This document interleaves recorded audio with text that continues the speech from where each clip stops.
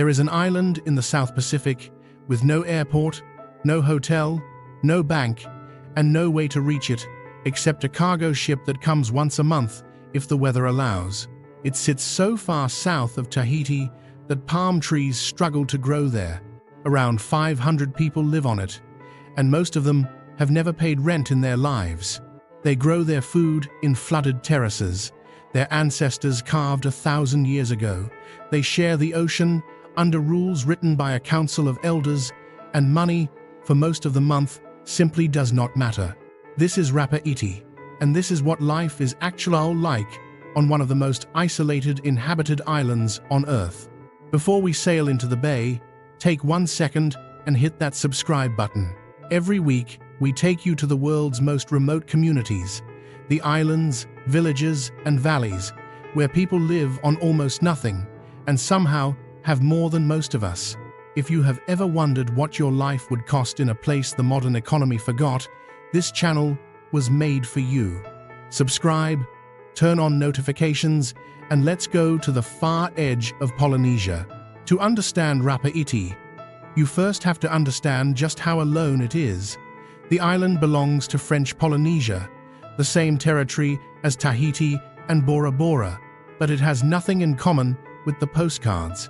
Rapa is the southernmost inhabited island of the Austral chain, sitting at latitude 27 degrees south, roughly 750 miles from Tahiti. The nearest inhabited neighbor, the island of Raivae, is more than 300 miles of open ocean away. Beyond Rapa, there is essentially nothing until you reach the cold water heading toward Antarctica.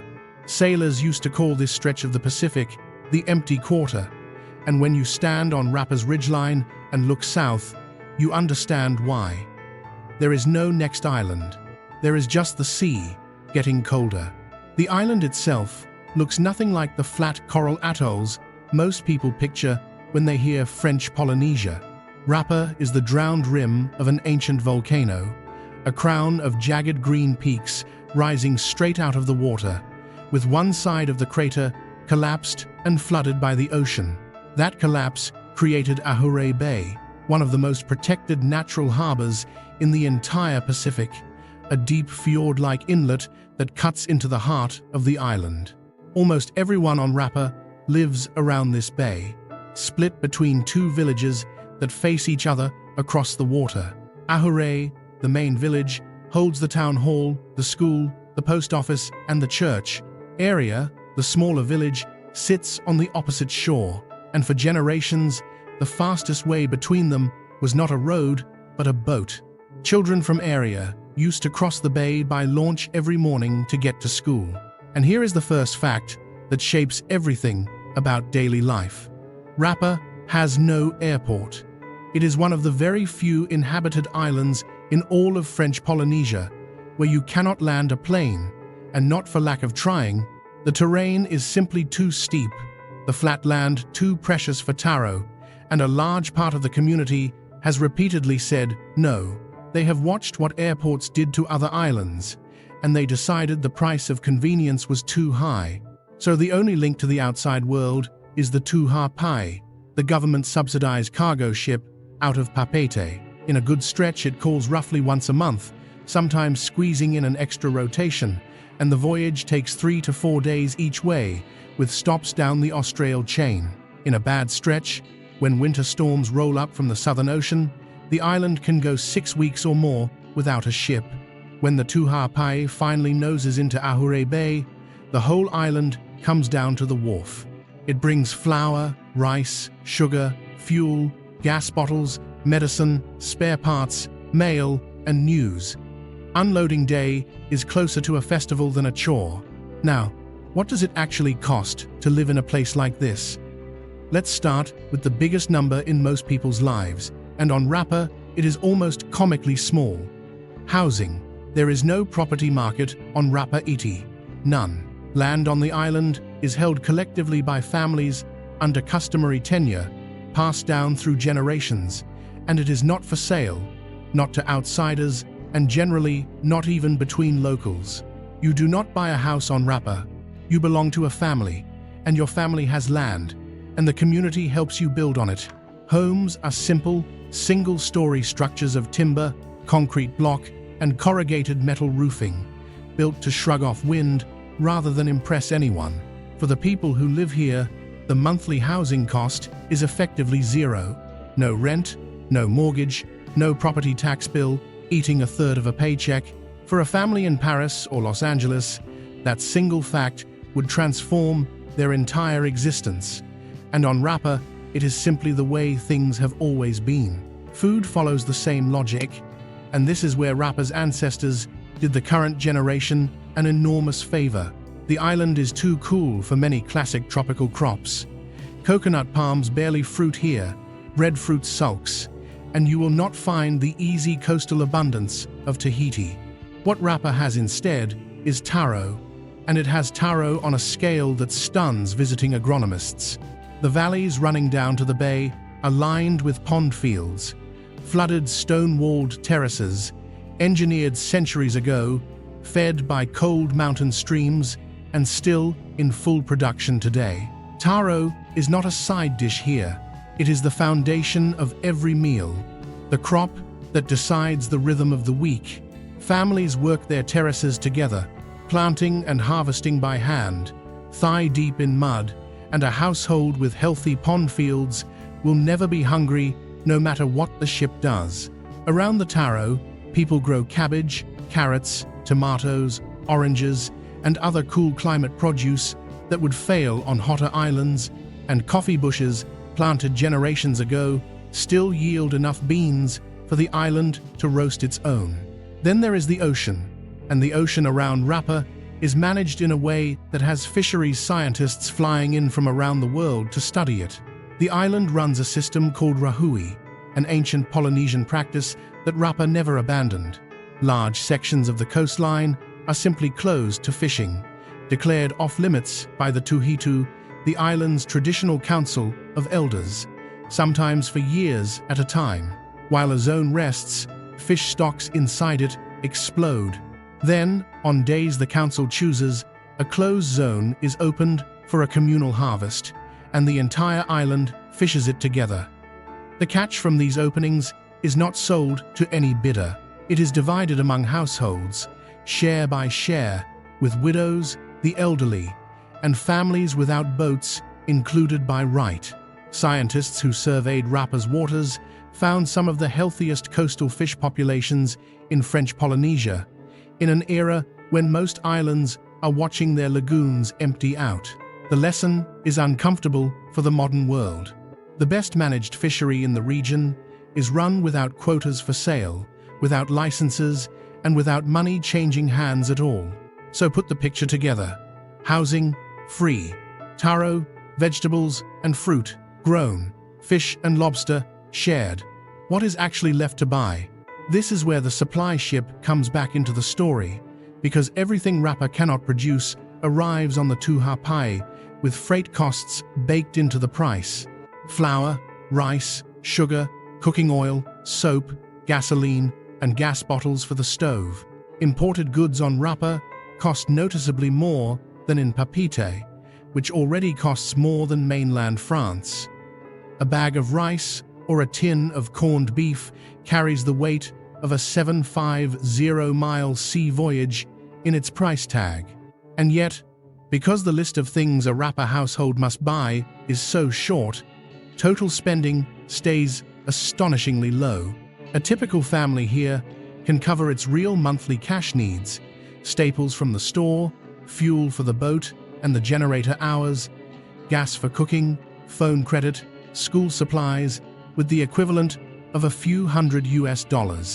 There are households on Rapa that live well, eat protein every day, and put fresh food on the table at every meal, on less cash per month than a single person's grocery bill in an average American city. Money on Rapa is not the measure of a family's wealth. Land, taro terraces, a seaworthy boat, and a wide circle of relatives are, where does that cash come from?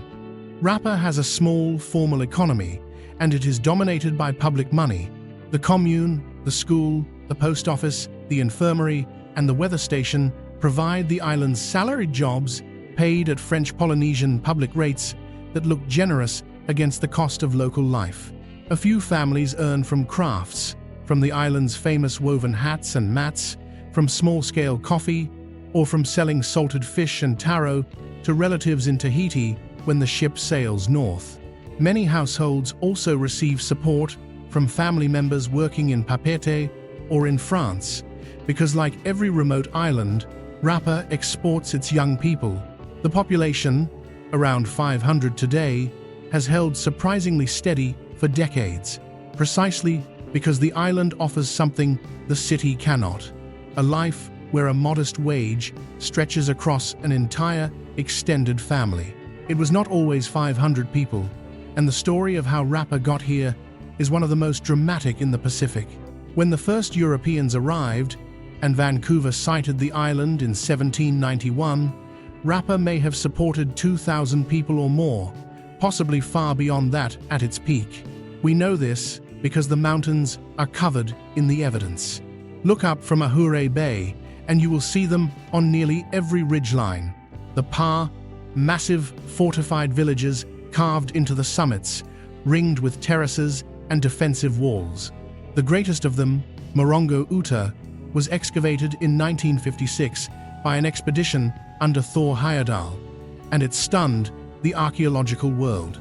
This tiny, freezing, isolated island had supported a dense, organized, competitive society that built mountaintop fortresses because its valleys were so full that clans fought over taro land. Rapa was not a sleepy backwater. It was a crowded, sophisticated world of its own. Then, contact broke it. Whalers and trading ships brought diseases the islanders had never met, and the population collapsed with horrifying speed. By the 1820s and 1830s, epidemics were sweeping through. In 1863, a Peruvian slave ship returning kidnapped Polynesians from South America landed smallpox survivors on Rapa, and the outbreak that followed devastated what remained. Within a few decades of first contact, an island of thousands had fallen to barely over 100 people. Read that again. Around 120 survivors, holding the language, the land tenure, the rahui, and the memory of an entire civilization.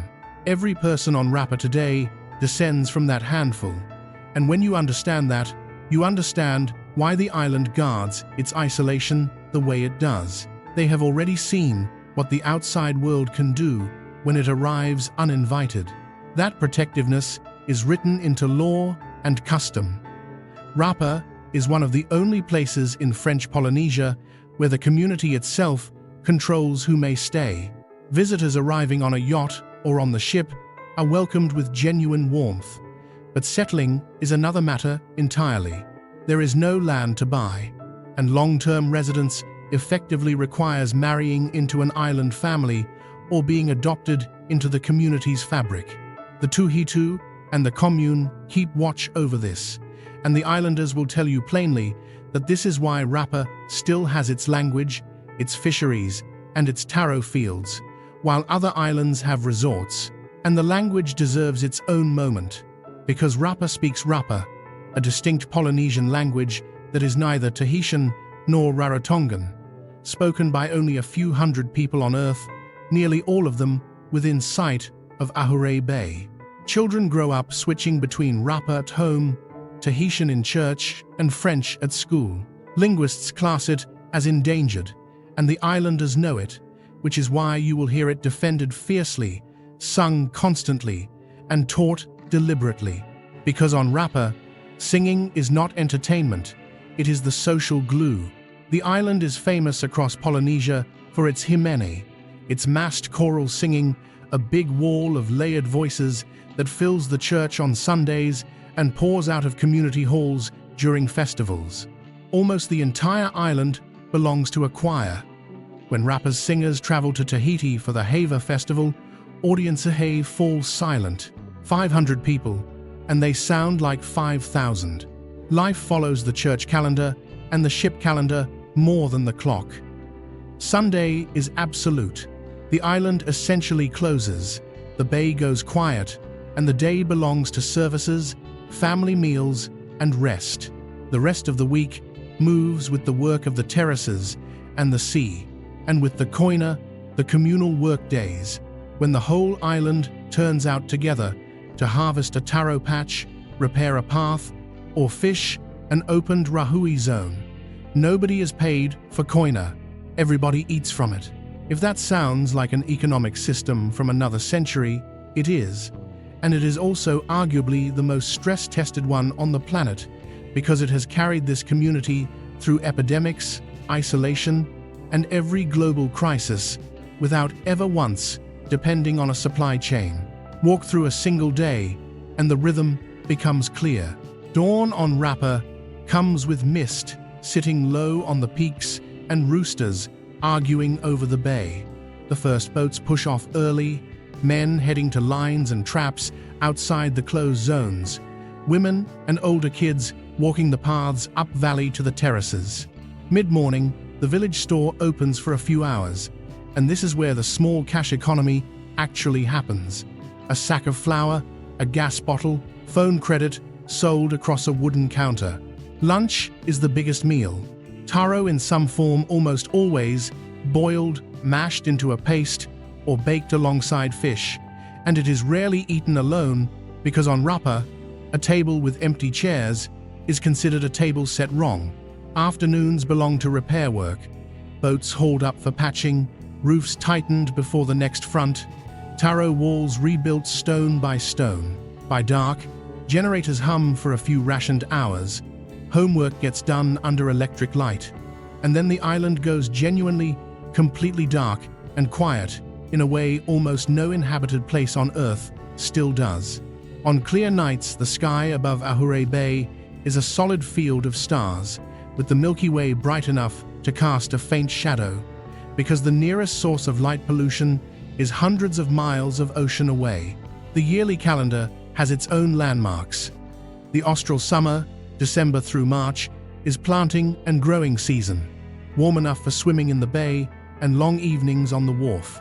Easter and the church festivals bring the choirs into full competition mode, village against village, with rehearsals running late into the night for weeks beforehand. The cold months are for hard indoor work. Weaving the pandanus hats Rapa is known for, roasting coffee, and repairing everything the storms test. And through it all runs the ship's schedule, the one date every household tracks.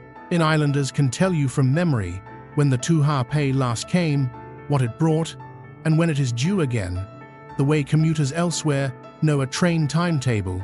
The climate is the part that surprises people most. Forget everything you assume about Polynesian weather. Rapa sits on the edge of the temperate zone, and winter here, June through September, is genuinely cold by Pacific standards. Temperatures drop into the low 50s Fahrenheit. Storms drive rain sideways across the bay for days, and islanders wear jackets, hoodies, and wool hats knitted by grandmothers. Houses have no heating beyond the kitchen, so families gather where the cooking is. Summer is mild and green, rather than scorching, which is exactly why the vegetables thrive. Humpback whales pass through the surrounding waters in the austral winter, and on calm days you can watch them from shore, breaching against an empty horizon with no tour boats anywhere. Because there are no tour boats, there is no tourism industry here at all. No hotel, no guest house listings, no restaurant. A visitor stays as a guest of a family, eats what the family eats, and is folded into the routine of the household, usually for a fee agreed with a handshake that covers far more than the money represents. The coffee story is worth a detour because it says everything about how this island works. Coffee arrived on Rapa generations ago, and unlike most of tropical Polynesia, the cool highland climate suits it. Families keep small stands of bushes on the valley slopes, picking the cherries by hand in season, drying them on mats in the sun, and hulling and roasting at home. Nobody runs a plantation. Nobody exports at commercial scale. The coffee is drunk on the island, given to relatives, sent north on the ship as gifts, and sold in small batches when someone needs cash. Visitors who taste it tend to react the same way. First surprise that it exists at all, then genuine respect because coffee grown slowly in cool air and processed by the family that will drink it has a character no supermarket bag can fake. On most islands, a crop like this would have been consolidated, branded, and monetized decades ago. On Rapa, it stayed what it was. One more thing the land gives, handled the way everything here is handled, at the speed of the household. Boats matter just as much as land. Nearly every family has access to an open aluminum or plywood boat with an outboard. And these are the pickup trucks of Rapa, hauling taro across the bay, carrying kids to visits, running fishing lines, and meeting the ship. Fuel for those outboards is one of the biggest recurring cash costs on the island, which is why trips are shared, planned, and combined. And once a year, the boats become something else entirely. Rapa's famous whaleboat and rowing races, tied to festival days, turn Ahure Bay into a stadium, with crews training for weeks and the entire population lining the shore. Winning a race matters here in a way that outsiders underestimate. In a community where nobody is measured by income, strength, seamanship, and generosity are the currencies of reputation. So let's talk honestly about the downsides, because they are real and they are serious. The first is medical care. Rapa has an infirmary with a nurse and a doctor visits periodically, but there is no hospital and no airstrip for a routine medevac.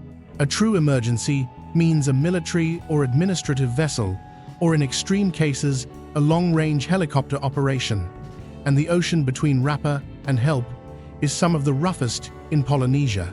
People here live with the knowledge that a heart attack or a bad accident is a different kind of event than it would be in Tahiti. The second is education. The island school covers the early years, but around adolescence, children must leave for boarding school in the Australs or in Papeete, coming home only on ship rotations. Ask any Rapa mother about the hardest part of island life, and she will not mention prices or storms. She will mention the wharf on the day the ship takes her children north. The third is simple availability. If the store runs out, it is out until the next ship. If a part breaks and there is no spare on the island, the machine waits. Patience is not a virtue on Rapa, it is a structural requirement. And yet, almost nobody leaves for good. Rapa's population has stayed near 500 for generation after generation, while other remote islands empty out, and people who do move to Papeete for work speak about home with an ache you can hear. The reasons are not mysterious. On Rapa, nobody is homeless, nobody is hungry, nobody is a stranger. Every person has land somewhere in their family, a seat in a choir, a share of the catch, and a place in the koina. Old people are not put away. They are the government. Crime barely exists in any meaningful sense, and children roam the villages and the bay with a freedom the rest of the world lost 50 years ago. Islanders here consistently describe themselves as rich, and they are not being poetic. They are doing math the modern world forgot how to do. It also helps to see Rapa against its neighbors, to understand what makes it different.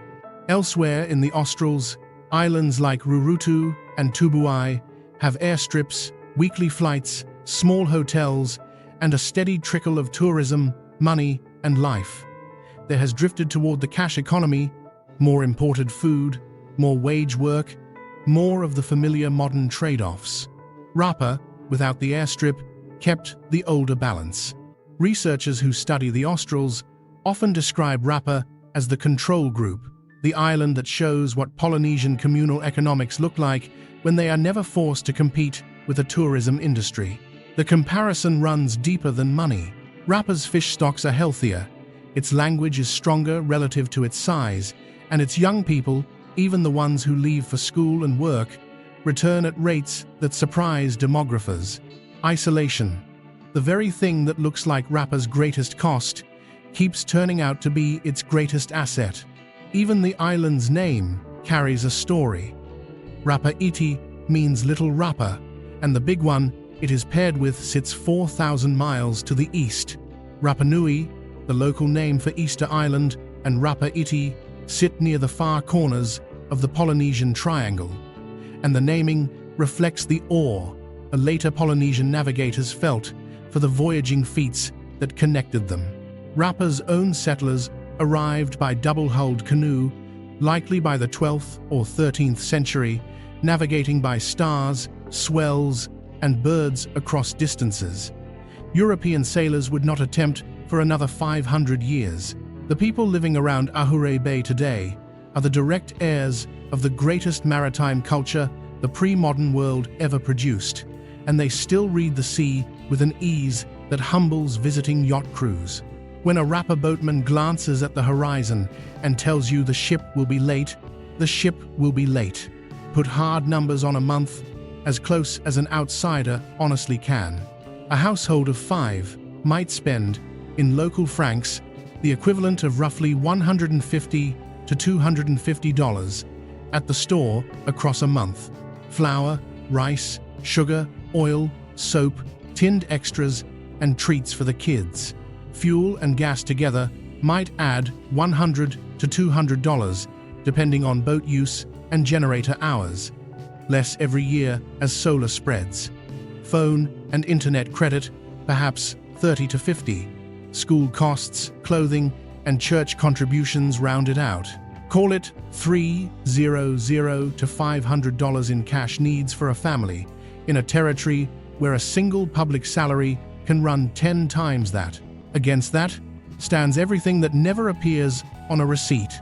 The taro, the fish, the fruit, the house, the childcare provided by a village of relatives, the security of never being one missed paycheck from disaster. Accountants have no column for most of what makes Rapa work.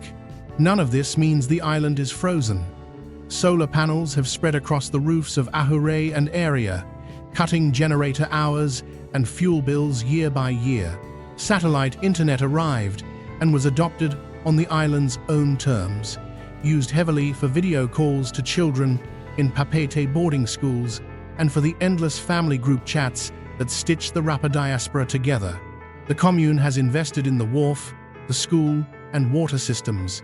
Young islanders come home from Tahiti with new skills, nurses, teachers, mechanics, and slot back into the communal structure rather than replacing it. Rapa is not rejecting the modern world. It is filtering it, taking the tools and refusing the operating system. Could you live there? Realistically, for most people watching, Rapa is not a relocation destination, and the island prefers it that way. There is no path to buying property, no remote work visa scene, no expat community, and the internet, while it now exists via satellite links, is a utility for calling family, not a lifestyle platform. What Rapa offers instead is something rarer, the chance to visit one of the last places on Earth where a communal Polynesian economy still runs at full strength. Getting there is an adventure in itself. You fly to Tahiti, then book passage on the Tuha Pai, spending 3 to 4 days at sea down the Austral chain, sleeping on deck or in a shared cabin, and you arrange in advance, through the commune or through family contacts, to stay with a host household. You bring gifts, not luxury goods but useful ones, and you leave your schedule on the dock because you will not depart until the ship returns, which may be 2 weeks and maybe 6. Travelers who have done it describe those stranded weeks as the best of their lives. Word of mouth is the only booking system, and it works because on an island of 500, a guest's reputation arrives before the guest does. Here is the budget picture one more time, because it deserves to sink in. A Rapa household. Rent, 0, vegetables and staple starch, grown. Fish, shared by law and custom. Power, a mix of solar panels and rationed generator hours. Cash outlays, a few $100s a month for imported staples, fuel, and gas, with public wages and family remittances covering it comfortably. Compare that to a couple in a western city spending $3,000 a month to feel constantly behind, and you start to see why economists who study subjective well-being keep coming back to communities like this one. Rapa's people are not living without an economy. They are living inside an older one where the currency is labor, kinship, and trust, and where the exchange rate against loneliness is unbeatable. Rapa Iti will never be famous. There will be no resort, no influencer season, no airport lounge. The island has made its choice, the same choice it has been making since 120 survivors decided their world was worth rebuilding exactly as it was. 500 people, a drowned volcano, terraces full of taro, mountains crowned with the fortresses of their ancestors, and an ocean managed by elders who think in decades. The modern world calls it isolated. From the wharf at Ahure, watching the Tuhapai disappear over the horizon with everyone you love still standing beside you, it looks a lot more like the center. If this journey to the edge of Polynesia moved you, hit that like button. It genuinely helps the channel reach more people who dream about places like this. Subscribe if you haven't yet, because next week we are taking you to another community, living far beyond the reach of the modern economy, and you will not want to miss it. Drop a comment and tell us, could you spend a year on Rapa Iti? No airport, no store shelves, one ship a month? We read every single answer. Until next time, safe travels. And remember, the richest places on the map are usually the ones nobody bothered to put on it.